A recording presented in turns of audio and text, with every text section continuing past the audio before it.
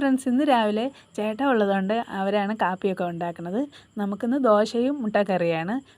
ഹോട്ടലിലൊക്കെ ചുടും പോലത്തെ ദോശയാണ് അവരുണ്ടാക്കിയത്. പിന്നെ ആശുക്കുട്ടി മാർത്താണ്ഡത്ത് വന്നെന്ന് പറഞ്ഞ് അവളെയും വിളിക്കാൻ പോയി. ഇനി നമ്മളെ വീട്ടിൽ ഭയങ്കര ഹാപ്പി ആയിരിക്കാം. മൊത്തത്തിൽ അവളുള്ളപ്പോഴാണ് ഭയങ്കര സന്തോഷം. അവളിനി ഒരാഴ്ച കാണും. അപ്പോൾ അവൾക്ക് പലഹാരമൊക്കെ വാങ്ങിക്കൊടുത്താണ് കൊണ്ടുവന്നത്.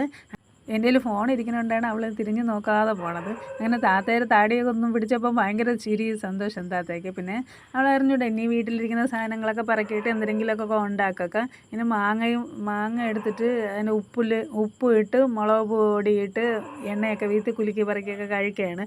ഇതൊന്നും അവിടെ കിട്ടില്ലല്ലോ. അതുകൊണ്ട് ഇനി അവളെ രാജ്യം തന്നെ എനിക്ക് കൊണ്ട് തന്നു. ഞാൻ കൊള്ളാമെന്നൊക്കെ പറഞ്ഞ് ഇനി ബബ്ലു പിണങ്ങിയാണ് ഇരുന്നത്.